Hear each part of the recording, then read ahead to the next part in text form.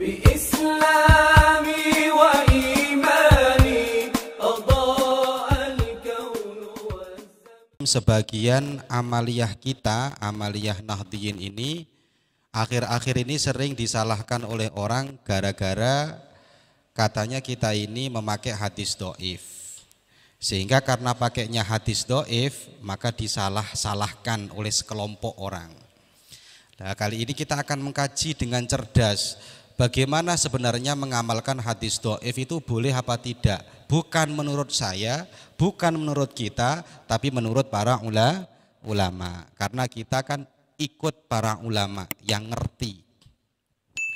Secara garis besar hadis itu dibagi menjadi 3. Ada hadis sahih, ada hadis hasan, ada hadis dhaif. Kalau hadis sahih dan hadis hasan tentu tidak perlu dibahas karena para ulama pasti memperbolehkan untuk dijadikan sebagai pijakan.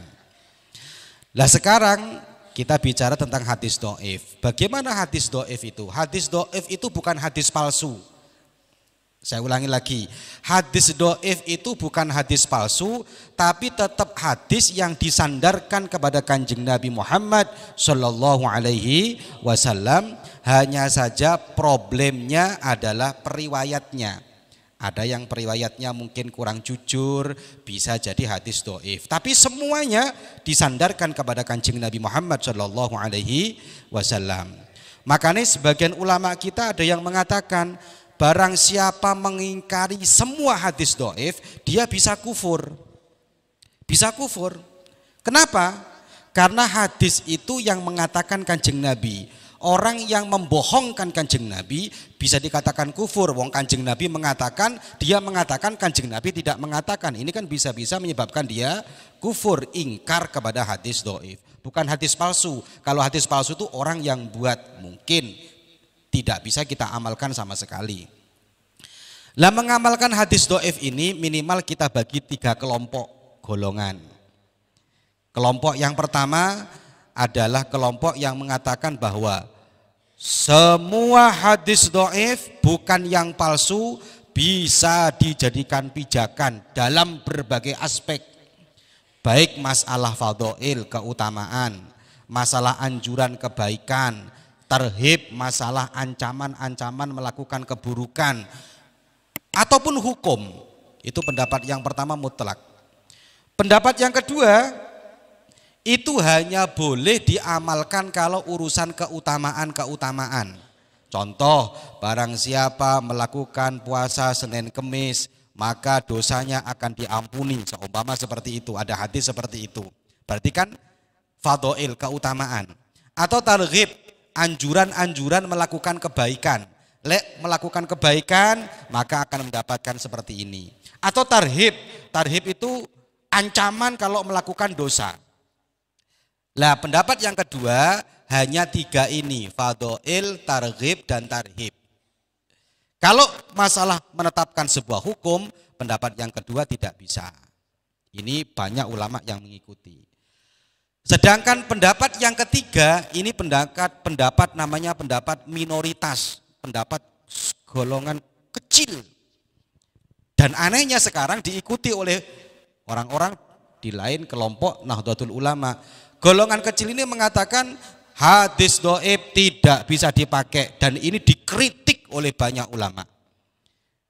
Dan banyak ulama, hampir semua ulama mengkritik yang mengatakan bahwa hadis dhaif tidak bisa dipakai. Bukan hadis palsu, hadis dhaif. Oleh karena itu, para ulama-ulama kita dari zaman dulu sampai sekarang banyak yang memakai hadis dhaif dan no problem, tidak jadi masalah. Saya kutipkan ini pendapatnya Ibnu Hajar Al-Haytami yang dinukil juga oleh Sayyid Muhammad bin Alawi Mekah dan juga diakui pelopornya namanya Imam Nawawi. Imam Nawawi ini mengikuti pendapat yang kedua, yaitu pendapat yang mengatakan bahwa hadis dhaif itu boleh dipakai dalam urusan keutamaan amal. Dikatakan dalam keterangannya bahwasanya waqad dittafaqo al-a'immah, para imam-imam kita sepakat Imam-imam kita sepakat. Gimana kesepakatannya? Imam kita yang bagaimana? Minal muhaddisin, ulama-ulama hadis, wal fuqaha, ulama-ulama fikih, wa ghairihim, dan ulama-ulama selain fikih, ulama-ulama hadis, kama dzakarahun Nawawi, sebagaimana yang disampaikan Imam Nawawi, wa ghairihi, dan imam-imam yang lain, wa ghairuhu, ala jawazil amal bil hadisid dhaif, diperbolehkan untuk mengamalkan hadis dhaif. Berarti ulama-ulama kita zaman dulu enggak masalah pakai hadis dhaif. Orang sekarang aja yang sok yes, sok ngerti mengkritik hadis dhaif. Kalau Imam Nawawi diteruskan dalam kitabnya Fil Fadail wa Targhib wa Tarhib. Dalam urusan fadail, dalam urusan targhib, targhib itu anjuran melakukan kebaikan, kalau tarhib itu ancaman melakukan keburukan. Hanya sebatas itu, tidak sebatas masalah-masalah hukum. Lebih dari itu, kalian perlu ngerti juga, hadis yang paling sahih itu hadisnya siapa? Imam Bukhari. Makanya di sini anak-anak yang mondok di sini kan ngafalkan sahih Bukhari. Imam Bukhari sendiri ternyata tidak alergi dengan hadis dhaif. Seneng. Padahal imam hebat. Imam Bukhari itu punya karangan namanya Adabul Mufrad, karangannya Imam Bukhari. Imam Bukhari dalam kitab karangannya Imam Bukhari yang bukan Sahih Bukhari tapi Adabul Mufrad itu menurut para ulama mencantumkan 200 hadis lebih hadis dhaif. Kalau Imam Bukhari anti kepada hadis dhaif, otomatis hadisnya Imam Bukhari yang berjudul Adabul Mufrad tidak mencantumkan hadis dhaif. Tapi ternyata Imam Bukhari mau hadis dhaif. Ibnu Katsir yang sering kita kaji tafsir Ibnu Katsir.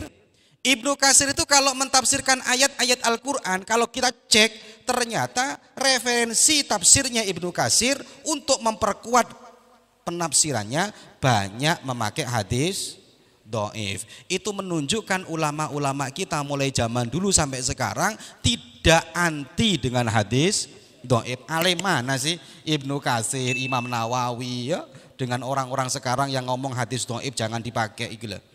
Yo kalau saya yo pilih Imam Nawawi, kalau kita pilih Imam Bukhari. Lebih dari itu, salah satu madhab kita Imam Ahmad bin Hambal. Imam Ahmad bin Hambal itu terkenal hafal 1 juta hadis. 1 juta. Awakmu hafal piro? Hafal piro? Dirga hafal berapa? Imam Ahmad bin Hambal hafal 1 juta hadis. Tentu 1 juta hadis tidak mungkin sahih semua, pasti ada yang dhaif. Kalau Imam Ahmad bin Hambal alergi dengan hadis dhaif, tentu hadis dhaif sudah dibuang dari Imam Ahmad bin Hambal. Iya enggak? Bahkan Imam Ahmad bin Hambal memberikan statement yang ngeri. Apa statementnya yang ngeri? Hadis dhaif lebih baik daripada qiyas. Qiyas itu gini, sampean ada masalah di Al-Quran jelas, kemudian ada yang mirip-mirip yang mana tidak dijelaskan oleh Al-Quran dan hadis, disamakan dengan Al-Quran, namanya apa? Qiyas. Tapi kalau ada hadis dhaif, lebih baik kita berpijak kepada hadis dhaif daripada qiyas. Kata siapa? Kata Imam Ahmad bin Hambal. Menunjukkan apa? Ahmad bin Hambal menggunakan juga hadis dhaif, bukan hadis palsu, bukan hadis maudhu. Kalau hadis palsu semua orang nggak pakai, orang NU juga nggak pakai. Hadis dhaif mulai zaman dulu sampai sekarang dipakai. Bahkan ahli hafal hadis namanya Al-Hafidh Ahmad Al-Ghummari. Ini beliau itu hafalan hadisnya luar biasa. Al-Hafidh Al-Ghummari ini pernah menyampaikan bahwasanya para ulama zaman dulu sampai sekarang ternyata tidak hanya menggunakan fadhailul a'mal, tapi dalam menentukan hukum juga banyak yang pakai hadis dhaif. Menentukan hukum berarti Al-Ghummari ikut pendapat yang pertama bahwa hadis dhaif boleh dipakai dengan bukti risetnya, penelitiannya Al-Ghummari. Beliau mengatakan summa inna malikan, sesungguhnya Imam Malik, oh Imam Malik ini mah, wa ajba'uhu, dan pengikut-pengikutnya Imam Malik qadih taju bil ahadis al-wahiyah. Mereka semua membuat hujjah dengan hukum-hukum syariat berupa haram, berupa wajib, memakai hadis dhaif. Berarti kalau begitu hadis dhaif gak ada yang alergi. Iya enggak? Fadlan anis sunan wal fadhail, apalagi urusan kesunatan Arab, apalagi urusan keutamaan, lebih-lebih wong Imam Malik dan ajba'nya, pengikut-pengikutnya menggunakan hadis dhaif untuk menentukan juga sebuah hukum, apalagi kalau hanya urusan fadhail, lebih-lebih. Bahkan kalau kita teruskan ya, laisa huwa khason, masalah ini bukan hanya khusus bil malikiyah, hanya madhab maliki, bal kullul a'immah yahtajuna bihi. Bahkan seluruh madhab-madhab kita, imam-imam kita ini menentukan hukum juga banyak yang memakai hadis-hadis dhaif. Beliau memberikan risetnya. Idza nadharta, kalau kamu melihat fi ahadisil ahkam, dalam hadis-hadis hukum yang dicetuskan oleh para ulama dalam berbagai kitabnya, turos-turosnya ulama, itu ternyata al-akhid biha al-immah alal ijtima' wal infirat tajidu minad dhaif ma la'allahu yablughu nisfahu au yazidu. Bahkan katanya Al-Ghumari, para ulama itu kalau kitab-kitabnya itu banyak yang memakai hadis dhaif untuk menentukan hukum. Bahkan ada yang separuh dari kitabnya kalau menentukan hukum pakai hadis dhaif, kata Al-Ghumari, au yazid, atau bahkan lebih dari separuh. Ini menunjukkan apa? Menunjukkan dari zaman dulu sampai sekarang kita tidak perlu alergi, anti dengan hadis dhaif. Jadi ya hadis sahih penting, hadis hasan juga penting, hadis dhaif juga penting. Kenapa? Karena ulama-ulama kita mulai zaman dulu sampai sekarang selalu mengamalkan juga hadis dhaif. Makanya kalian ayo sekarang kita berpijak, ikut para ulama. Kalau ada orang yang ngomong hentikan pakai hadis dhaif, tidak perlu pakai hadis dhaif, tolong dipikir lagi, dibuka lagi kitabnya agar kita tidak mudah tersesat. Ngaji itu ngaji yang cerdas, ngaji itu ngaji yang mencerahkan. Jangan ngaji itu gampang kita menyalahkan orang. Paham ini? Paham enggak? Makanya kita sampai sekarang ulama-ulama kita enggak ada yang alergi dengan hadis dhaif. Semoga barokah, semoga manfaat.